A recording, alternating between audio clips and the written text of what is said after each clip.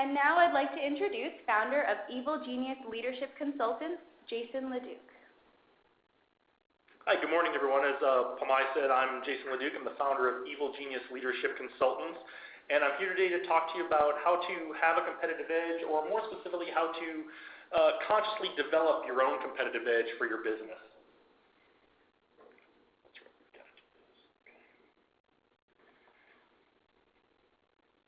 So the first thing I want to address is, what does competitive edge mean? What do you think of when you think of your competitive edge, and is it even something you think about?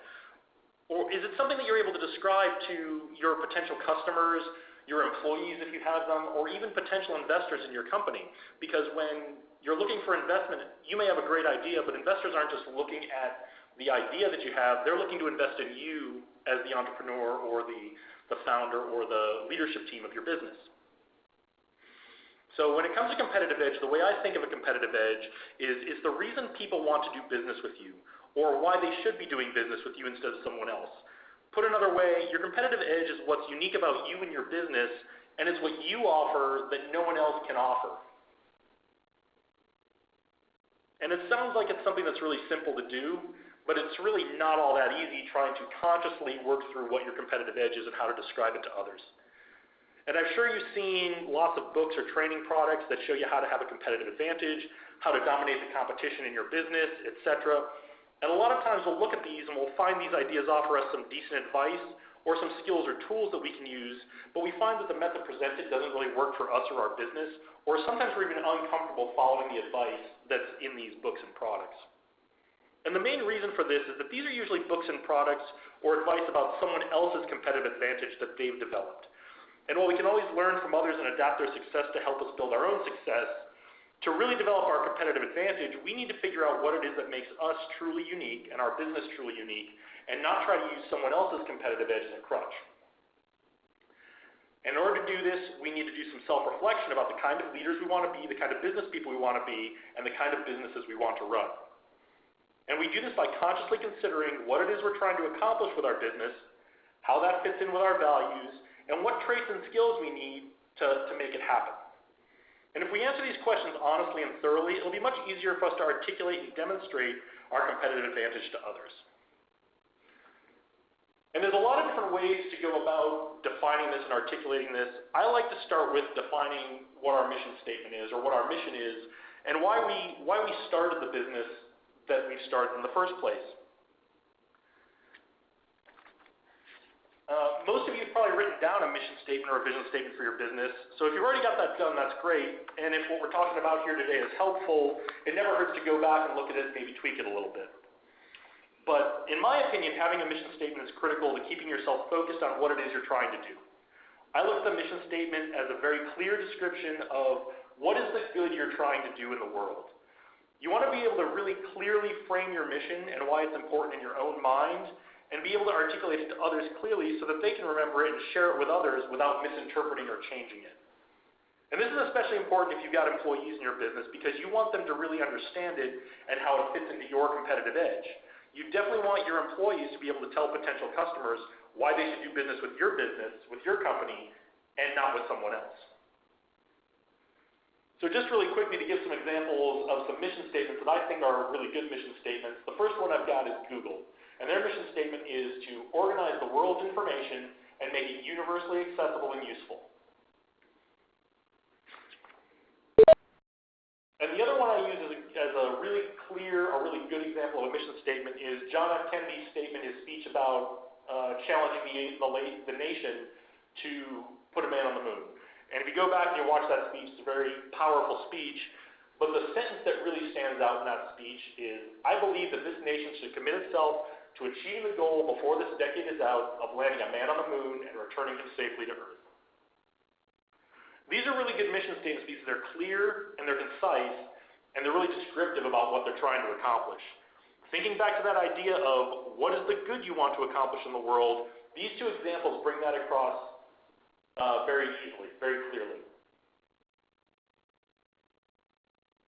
So here are some things that you can consider as you start to develop or revise your mission statement after today's talk. The first thing I think is important is defining the end state and why you think it's important, why what you're doing is important. This is the problem you're trying to solve, or the basic statement of what you believe the solution to the problem is. Starting with an idea of how you can make a customer's life better after you've provided your product or service can really help crystallize that idea of what is the good I'm trying to accomplish. It's important to be clear when you're writing your mission statement.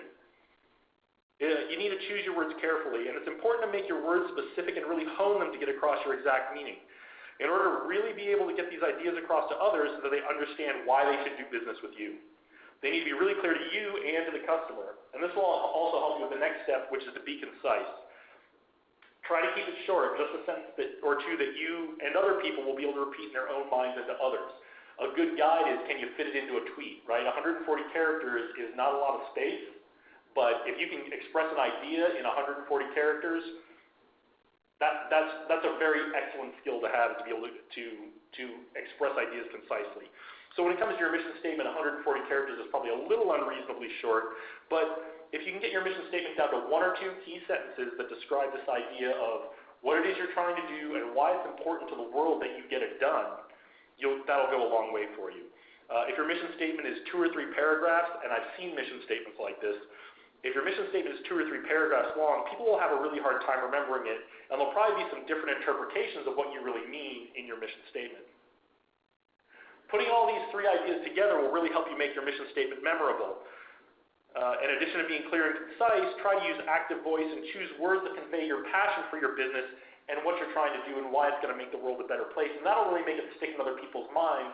And again, that will help you get to your goal of setting up that competitive edge and showing people why they should do business with you and not with one of your competitors.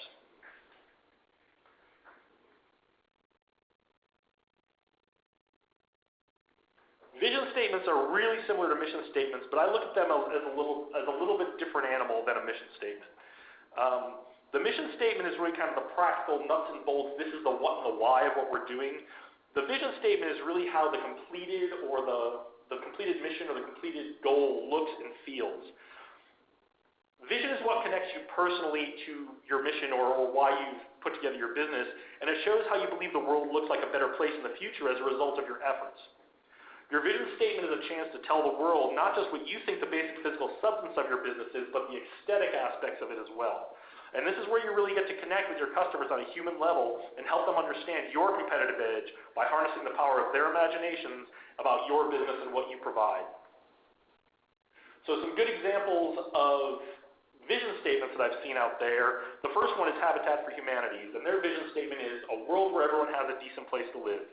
This is certainly very simple and clear, and I know we talked about evoking senses and emotions and trying to evoke the imagination, and this doesn't explicitly do that, but I think this is still a good vision statement because it draws on that experience and desire that everyone has of having a safe place to live and the feelings of comfort that come with that. Another really good vision statement, more of a business example, is Amazon's vision statement to be Earth's most customer-centric company and to build a place online where people can, or to build a place where people can come to find and discover anything they might want to buy online. This is a really cool vision statement because it's community and customer focused. It shows that good that they're trying to do in the world, and it connects with our desires for quality and convenience at the same time. And what I really like about this vision statement is it doesn't just set an expectation for the customer, but it sets an expectation and a level of service for every employee to strive for. So I think this is another really good vision statement.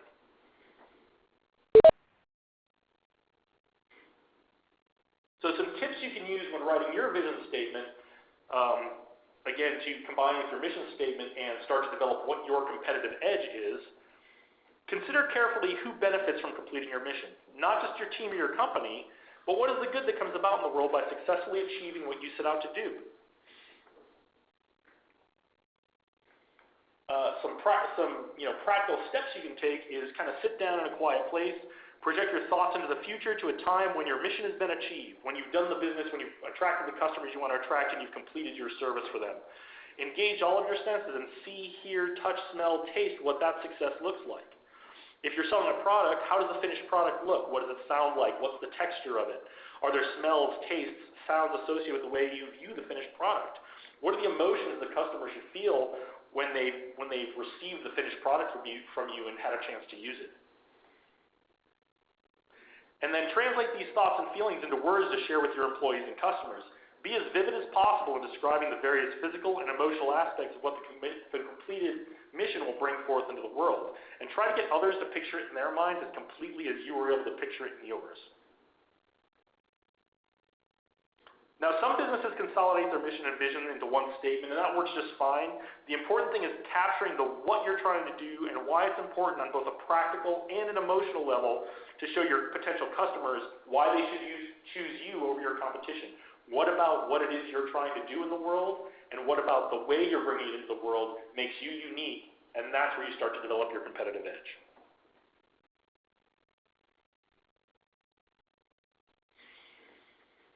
The next aspect of really understanding your competitive edge is values. And values come from a lot of different places in our background. The values our family taught us, the values and expectation our profession has, the values that come from our community. Many of these values are in our subconscious, and to really be able to articulate what makes us and our business unique, we need to bring them to the front of our conscious minds to help us make decisions and take actions in alignment with these values. This is important because when we take actions that aren't aligned with our values, that's when we get that kind of queasy, uneasy feeling in our gut that tells us something is wrong. One of the great benefits of being a business owner is that we can build the organizational values of our business to match our own personal values.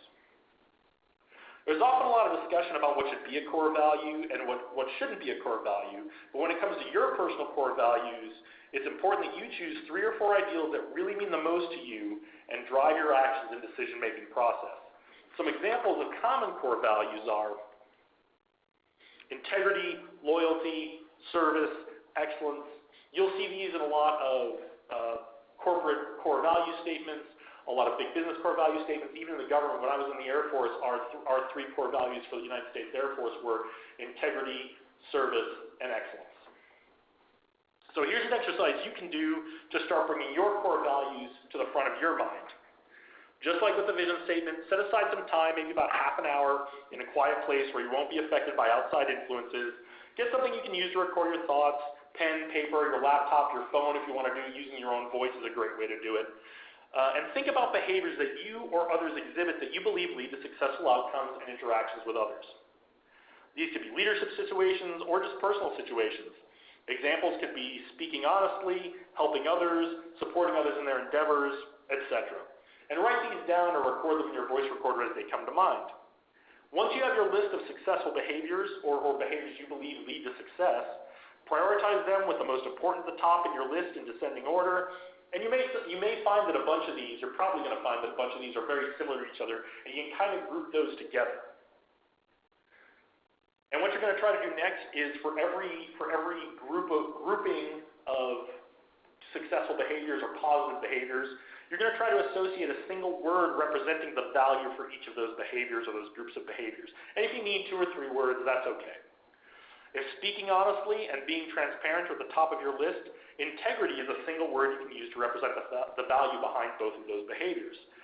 So this list of 3 or 4 or maybe even 5 key words are what becomes the values that you use to match up with your mission statement and your vision, and start to show how you're unique and show others what your competitive edge is, because these are the values you bring to doing business with them.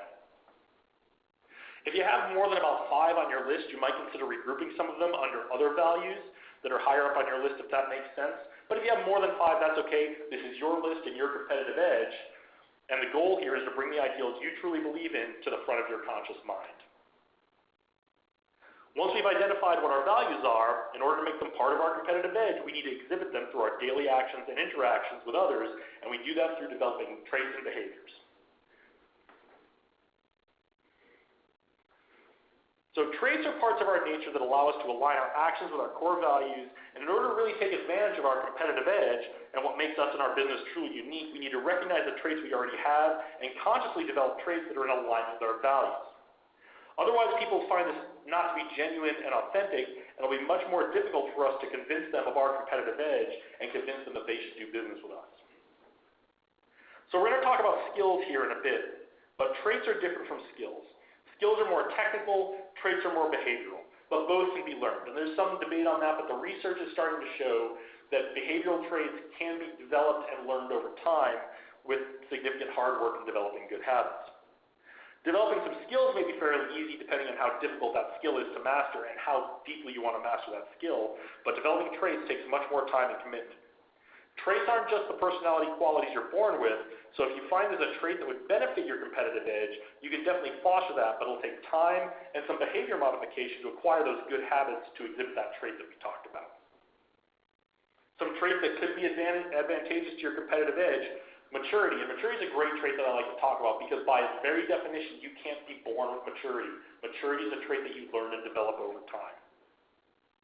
Honesty, trustworthiness, initiative, resilience, which is an often overlooked trait, and if you are a very resilient person, this could be something that is a very strong part of your competitive edge. If you can hang in there, keep things moving, solve problems when going gets tough, being resilient could be something that makes your competitive edge really strong. Adaptability, flexibility, steadfastness, innovation. These are all traits that that are commonly associated with success, and especially success in the business community. So it's not important that we have all or even any of the traits on this list. What's important to us is that we evaluate our current traits to see if they're aligned with our mission/vision and our values. If they are, we're one step closer to defining our competitive edge and why someone should use our business instead of another one. But if we find that it would be advantageous to our competitive edge to foster additional traits in ourselves, then we just need to set a goal for ourselves and build a plan of action to get there. But goal setting and personal development plan is a discussion for another time. So the last aspect I want to talk about in developing our competitive edge is talking about our skills. The ones we already have and the ones we might need to develop to achieve our mission, vision, and live according to our values by developing strong positive traits. There's far too many skills out there that can be beneficial to our competitive edge. It's going to be different for everybody's business and the way you go about doing business, your mission, your vision, your values, etc. But as you identify what new skills might hone your competitive edge, there are a few ways you can get out there and get them. Higher education, going back to school for more formal education, can be a great way to improve your knowledge and skill. School can be an expensive option for developing skills, though, but many schools have scholarship and grant opportunities, as well as those from the government. So there's almost always a way to get at least part of your tuition paid for. So if you're interested in going back to school for anything, whether it's a formal university or a technical school or some kind of certificate program, get out there, look online. There are a lot of ways to get somebody else to pay to help you develop your competitive edge. You can also look online, and I really recommend this when you're first getting started with whether you're interested in developing a skill or looking more into it. No matter what you're looking to develop, chances are someone somewhere has put together some online content to get you started on the path to building that skill. You're already on this webinar, so you're probably a pretty tech-savvy crowd. You already know there's all kinds of YouTube videos that give step-by-step instructions on how to do almost any project out there. And these can be a great place to start developing new skills, especially if you've got a task you need to get done in the short term and need to learn a new skill as you go. I'm a big fan of podcasts. I think they're a great way to learn a new skill, especially for soft skills that require changing a mindset as well as learning new techniques. A big advantage of podcasts is that you can listen and still absorb the content while you're doing something else. I'm not great at multitasking, but one of the things I can do is listen to a podcast and work on some other stuff at the same time. So if you are challenged with multitasking as well, podcast might be something where you can kind of absorb information while you're doing something else. Another great advantage of online content is that it's free. It's 100% free in almost all cases. And many volunteer groups, professional associations, schools, and universities are even offering some of their courses online for free if you're looking for a little more structure in your training than kind of being self-paced and self-starting. Just like with online courses, regardless of what you want to learn, there's someone who offers some kind of workshop or individual coaching to help get you there. This can get really pricey, getting into the hundreds, thousands, or even tens of thousands of dollars. So I'd recommend that you try some of the online approaches to developing skills we talked about first. Once you reach the point where you feel like you've learned all you can learn from those methods, then look into some paid workshops or coaching. The advantage will be that you'll have a pretty solid foundation of the skill to begin with, and you can work with your coach or workshop facilitator to spend time on the really advanced topics that'll really help you level up on that skill. If you're a small business owner and don't have money in the budget for developing skills, fear not. You can get some amazing training from sources such as the Small Business Administration, the local Small Business Development Center in your community. Much of this training is free to small business owners, and it's just as good, if not better, than training you might pay somebody for. And then there's always volunteering and community involvement. This is great if you want to develop your leadership skills, if you want to develop your networking skills, if you want to develop your relationship building skills, or get involved in a project that might be bigger than the size you're used to doing. You can always get involved in a group in your community and accelerate your skills development. There are groups that are dedicated to helping people improve a certain skill, like Toastmasters, which is a great way to improve, and I think we have a Toastmasters here at the Chamber, so if you're interested in advancing your public speaking skills, Toastmasters is a great way to do that. And it's a great way to do that because it's a welcoming environment with people who will give you honest and effective feedback. And like I said, if you want to build some of your organizational management or people skills, joining a volunteer group in your community in a project that you're in a cause that you're interested in can give you some great opportunities to work with people on projects you might not get to do on your own.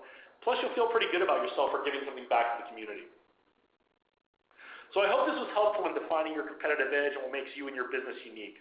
Having these ideas really clear in your mind can help you describe what the character of your business is all about and help customers understand the benefits they get from working with you as opposed to a competitor.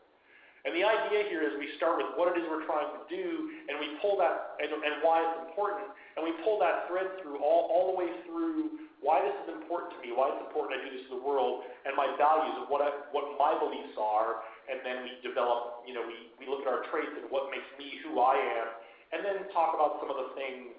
What do I need to develop to really achieve what it is I'm setting out to do because it's so important to me, because my value is consistent with my values, and the skills as well. So we pull that thread all the way through, and after we pull that thread all the way through, now we should have a really clear statement or be able to describe really clearly why someone should do business with our business, what they're going to get out of it, why it's going to be a great experience for them to work with us as opposed to one of our competitors. And don't sweat it if it takes a few attempts to really get the idea of your mission or your vision or your values or your traits clear in your mind. If you're struggling with it, just put it aside and come back to it with a fresh perspective later on. This isn't something you need to sit down and do all in one sitting, and it really pays to actually, after you do it the first time, come back a few weeks or a few months later and reevaluate it and see if it's still consistent and if you want to make some changes to it as you start to understand it more. So with that, that's the end of my pitch today. Are there any questions from the group?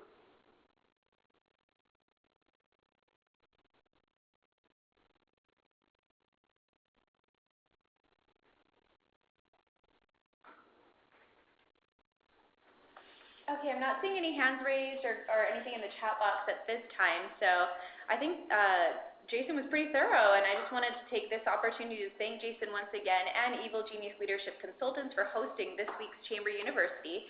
And I just wanted to remind all of you listening in that we only have 2 more classes left before the summer semester concludes. So make sure you join us next week where we'll give you some quick tips to ramp up sales during the slow summer months.